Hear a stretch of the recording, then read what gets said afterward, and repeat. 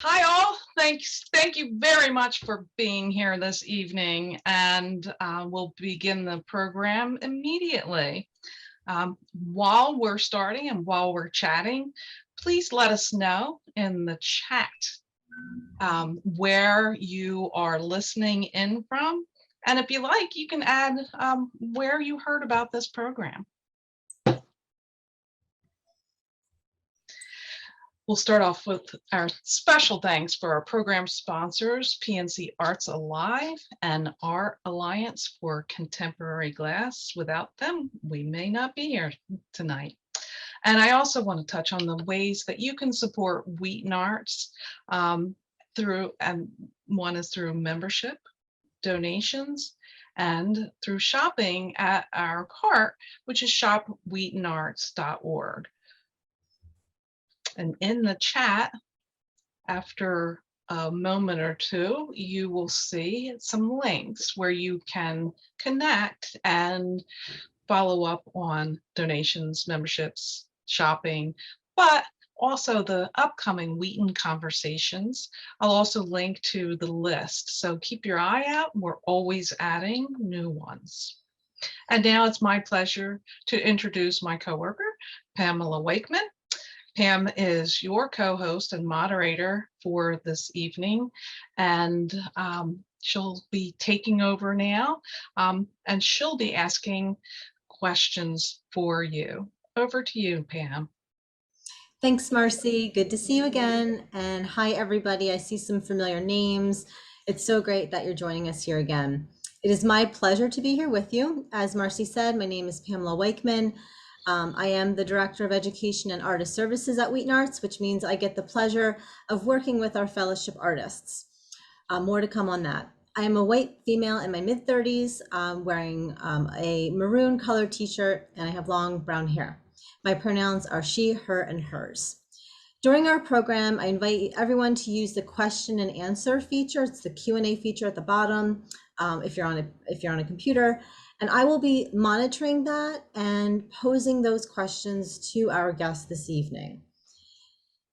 Without further ado, it's my pleasure to introduce Suyeon Kim, who's one of our fellowship artists. They are currently at Wheaton Arts, and they will be working in the glass studio until May 15th. Suyeon is a Korean glass artist whose work narrates collected memories based on her drawings. She participates in various residency programs all over the world. She currently teaches glass at Hongik University. Suyeon, thank you so much for joining us here. Thank you, Pam. It's really nice to see you this evening. And thank you, Wheaton Arts, for having me this afternoon. And I will start my presentation. Thank you for Wheaton Arts again for having me this Wheaton conversation tonight. And also I just started my 6-week fellowship at Wheaton, and I have been settling in the studio and start making work. I'm looking forward to this time to focus on making things and experimenting during the residency. So I was born in Seoul, South Korea, and Seoul is a capital city of South Korea.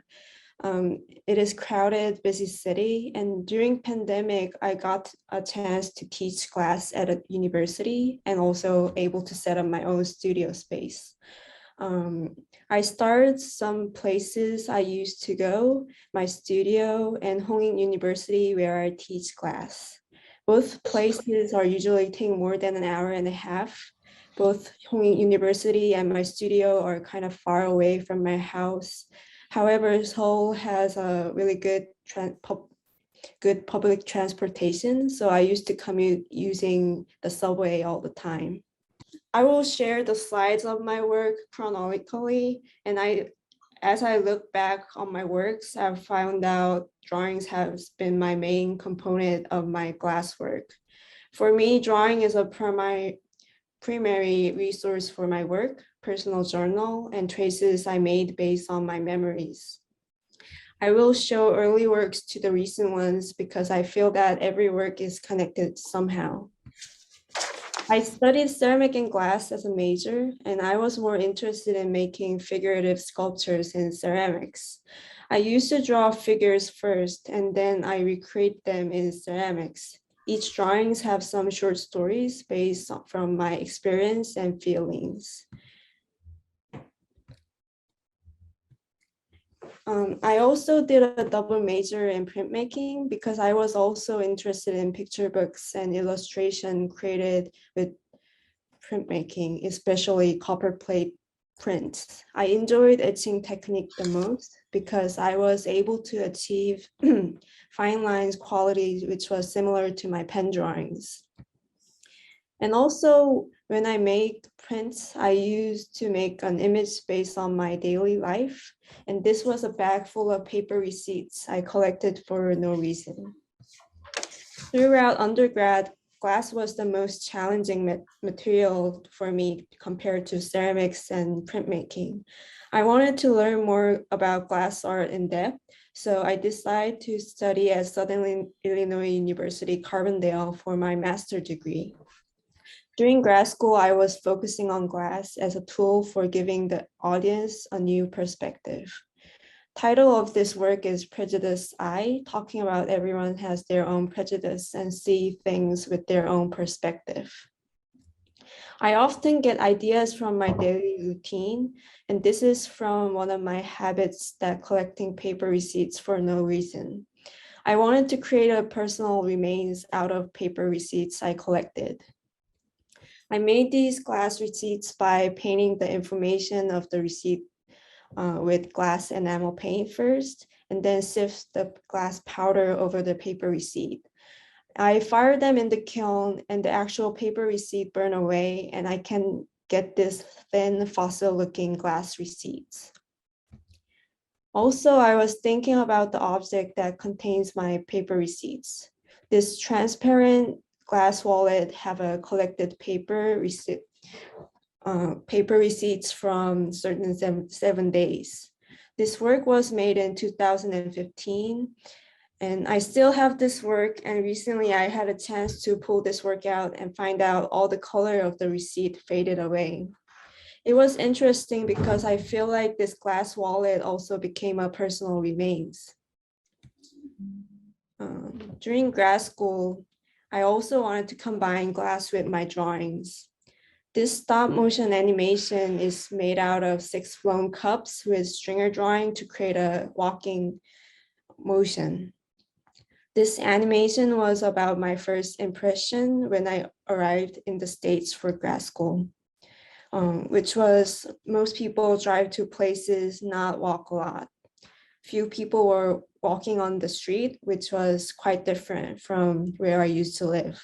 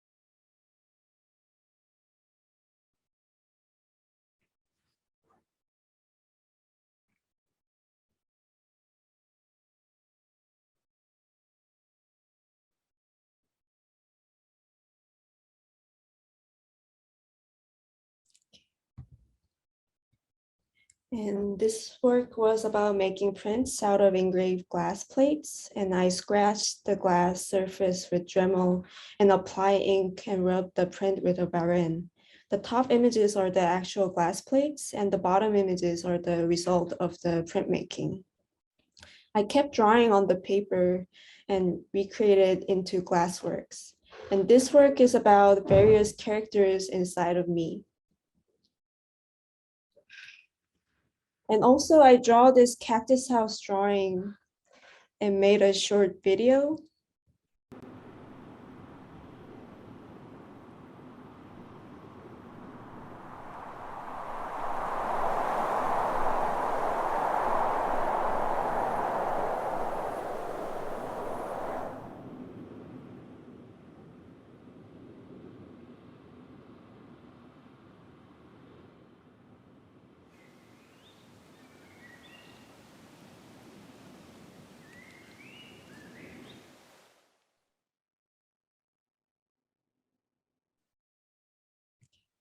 and also make a glass work out of this drawing. I created this short story about when I get really stressed out, I used to go into my personal state, which feels like a cactus house for me. So in the cactus or a cactus house are protecting me from all the stress. But at the same time, I thought that if I stay in this cactus house too long, the spikes outside will be aimed to me inside eventually. So I displayed the two different kind of cactus house, which can be before and after. I kept thinking about like the most important resource for my work is my drawing. When I'm not working with glass or not having access to the studio, I used to turn on the work lamp and start to draw on my sketchbook. Sometimes I paint, but I usually draw with a pencil and a pen. I fictionize my daily experiences, so the figures in the drawings are sometimes it's me and sometimes it's not. The stories behind the drawings are sometimes it has a simple narrative and sometimes it implies some long, complicated story. As a result of this, I did my thesis show based on my drawings and I created an imaginative archive space of my own. There are walls installed like a horseshoe, and the outside and the inside of the wall, there are numerous drawers look like they're open or closed. You can walk around the space like this. And some of the drawers contains my drawings, which transferred on clear inflated glass. The white paper became clear and the drawing lines, which was black, became white. There are drawings on the both sides and the drawing creates a shadow with specific angle of the light. And with the exact light, the intended drawing shows up. Without appropriate lighting, the drawings are hard to see. I like it because it feels like it was revealing the subtle details of glass using light. And in 2018, I participated in Emerging Artists in Residence program at Pilchuck Glass School. I was able to explore more with kiln working. I tried enamel paints and engraved the surface to create shadow drawings with glass. Also, I had a chance to work with engraving lathe in the coal shop, and I tried to vitrography, which is a printmaking technique using thick glass plates to print. I created these embossed prints with engraved glass plates and place the glass with a shadow drawing on top of the print, then I can layer the shadow drawing over my prints. I wanted to create some continuative drawings. So these are one of the drawing studies I did during the residency. These drawings are only visible with proper light, and you will see the shadow of the glass, not the drawing on glass itself. And during the residency at Pilchuck, I started this series of Forest of the Stools. As working in several different studios, I found out there are always stools in the working space. In this work, stools are representing continual thoughts. These connected and stacked stools are indicating continual thinking process, which when you sit down on one chair to consider one idea, another idea pops up and you move on to the next one. This is the first piece I made from this series, and I titled it 100 Thoughts. I think that thinking process is an abstract form, so I started to create clear stools drawings or place white stools on white background to achieve subtle feeling of the thoughts process. Also, I tried to scale up and create different atmosphere of the work. And the size of this work is about 35 by 20 inch. I fire the glass in a low temperature, then I can get this texture of the stringer and the glass powder. This is the latest one of the series, and I painted on glass to create shadow images of the stools. And I would like to pause talking about my work, and I will start talking about little more about how I have been after graduating from grad school. After I went back to Korea in 2017, I wanted to experience glass community in Korea. I couldn't afford to have my studio right away, so I worked as a resident artist in several public access glass studios. From 2017 to 19, I did a long-term residency program at Korea Ceramics Foundation Glass Studio, and which has a hot shop, cold shop, and flame working station. And this opportunity made me to able to keep working with glass art and hot glass after finishing grad school in the States. And also it led me to get involved in the craft scene in Korea. Unfortunately, they closed their program after I left. After Korea Ceramic Foundation residency, I worked as a residence artist at Gyeonggi Craft Center. This place opened in 2019, and the craft center have ceramic, glass, metal, wood shop, and 3D printing facilities. However, as global pandemic started during the residency program, I get limited access, and I actually spent time there less than a year during 2 years. From this, I experienced insecure in working through residency programs with the current situation. So I decided to set up my studio space. In November of 2020, I got this space, which is originally for small manufacturing factories. And at the beginning, it was a total empty space, but now it filled up with many stuff. And I have 2 electric kilns for my glass drawing works and have some cold working equipments. And I occasionally lend fellow artists hot shop for custom orders. I will getting back to talking about my work again. And during pandemic, this shocking experience somehow impacted my work. One day I wanted to place down the stringers like I used to do a pen drawing with lines. And this is a short video of the process.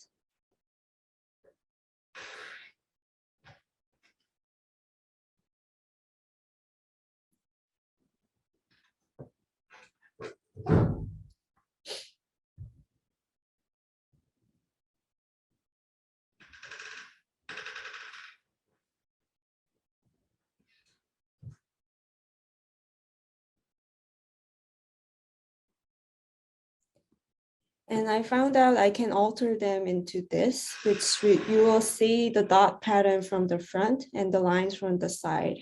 And I started to develop this body of work. I call this series of works serobogi. It is a Korean word of vertical view, and the pronunciation of this word is similar to another Korean word, a new view. From experiencing unstable uncertainty from the pandemic, I felt intense anxiety of I couldn't be sure about the future because all the plans get postponed or the situation got changed so quickly as COVID got severe during the pandemic. So I wanted to create a glass that can show unstable, changing images when people walk around this piece. In this work, you will see the dot patterns in the front, but when you walk around it, you will see the dot changes to line or the lines changes into dots. I had a hard time photographing this work, and I wanted to show that how it looks like when you walk around.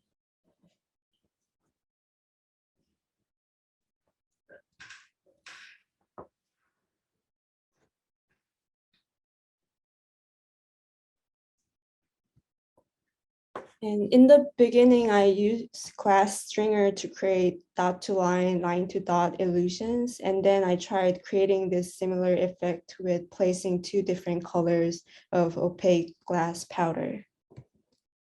It's subtle, but you can see the different color from each side. I think this work is just my response to the pandemic. And this is all slides I have for the day. And if you want to check out more about my work, I have a website and an email, Instagram account, you can contact me. So, okay. Thank you. Thanks so much, Suyun. That was wonderful. I would like to invite everybody, if you have a question, to enter into the Q&A. While they do that, if they do that, Suyun, I have some questions for you. Okay. So I was listening to you in the beginning, and you had mentioned that you started working in ceramics before glass, right? Yes. Have you ever combined the two, or have they always been kept separate? I remember because the department was teaching ceramics and glass at the same time, there were some assignments like encouraging students to combine clay and glass. But like, I remember I was not having a good time or not going through well. Right. So like I end up like just focusing on one material, which is glass. But because my background is ceramics, I often get like inspired or get interested in like how ceramic can create textures or certain techniques in ceramics. So yeah. Oh, that's interesting. And you said that you found glass to be a little bit more difficult than ceramics. What was the challenging aspects of that in comparison to ceramics? I feel like comparing to like ceramics and also printmaking, I think glass is really hard to get used to the material during like 4 years during undergrad. So I feel like it needs more effort and work like practice to do to get used to the material. So yeah. Interesting. And now I see that you've done a fair share of printmaking. You've done a lot over the past few years, and you've done both glass plates and you were mentioning copper plates. So which differences did you discover in the final plates, the prints, using the different plates, and which one did you prefer, or did you like both of them for the different techniques or different looks that they resulted in? Actually, like when I was carving glass plates, it was feeling like I'm carving a woodcut Mm, rather than copper plate prints. So like, but like different from the woodcuts because I'm carving the glass plates with the diamond wheel. I found out they really make some unique marks from the diamond. So you can see in the actual paper, like the print with the glass plates. So yeah. oh, wow. Now, of course, with the glass, you could only use a baron on the back, right? There was no running it through any sort of press or anything. No, like actually the piece I did during Pilchuck, I run through the Oh, wow. copper plate press. You need a really hard pressure to get that like deep Wow. embossed impression. Yeah. Oh, that's terrific. Very cool. Very, very cool. And I see that people are also thinking it's awesome what you've done. Well, thank you so much for joining us. I don't see any more questions, and that was all the ones that I had for you today. Oh, wait. I think we have one. Oh, yeah. Okay, so we do have a question. It seems like light and perception plays a big role in your work. It's like a scientific observation, yet artful at the same time. Is there a reason or an inspiration for that? I think because like glass is clear, so you can like run through the light through it. And I think there are a lot of possibilities you can play with it. And I always get inspired and get ideas when I'm playing with the clear glass. Yeah. Sure. Mhm. Great. Thanks for that question. That was a good one. Oh, I'm curious what Suyun plans to do during her fellowship. So what are you working on now? I've been developing more of my stringer drawings. So I try, like, I'm keep doing the stool series, but with different colors and different kind of frit. So I just started working in the studio last week. So last week, I was making some samples, small samples in the studios. And this week, I will start making them in a larger scale. So yeah. Somebody wants to see the slide of the ceramics that you have made. Can you bring that back up for us? And while you do that, somebody made a comment that said, I'm a lighting designer myself, so I appreciate the mix of mediums. Lovely work. Thank you. Yeah. So yeah, there's the ceramic work. I used to do drawings like black and white, but somehow when I work with ceramics, it got colorful. Yeah. Yeah, it's beautiful.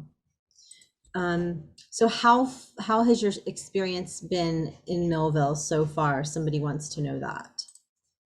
Um, Were there challenges? Are things moving as smooth as you thought they would? New I was discoveries? like, because of the pandemic, I was like being in Korea for like 3 years without traveling, and I'm finally traveling out to the States. It's been a while to be here. It's really quiet, which is like different again from Seoul, but Carbondale, where I learned, like where I did master degree, also a quiet city. So it was like, yeah. So I'm back. I'm really happy to be back in this quiet space. I can focus on making work. Yeah. Great, that's great to hear. All right, we have another question. When you are creating the stringer pieces with the optical movement, do you think of how the viewer will interact with the piece? Yeah, actually, I displayed these series in my solo exhibition. It was in January this year. And I found out people just like moving their bodies around the piece, and which was interesting. But the sad point was they were not able to get a good photo of it. So like, yeah, they was just experiencing that moment of like the illusions. Sure. Well, thank you. I'll give us another second here. Oh, here we go. Everyone's, Elizabeth says, congratulations on the residency, exquisite work. Oh, thank you. All right, well, thank you so much for being here with us. It was lovely to hear about you and your work and your journey. Thank you. Thank you very much, Suyun. And I am sharing the information about how people can follow you and keep in touch with you. I also put it in the chat. So if you want to grab that real quick, everyone, you can also see that I put the link to the Wheaton Conversations in the chat. So please check them out. We've got something going on every month, just about, if not twice a month when it comes to the fall. And please be in touch with Pamela, myself, and let us know if you have any ideas of what you want to see here. And again, follow up. Thank you all. And thank you again, Suyeon, and good night. Bye, everybody. Thanks so much. Bye.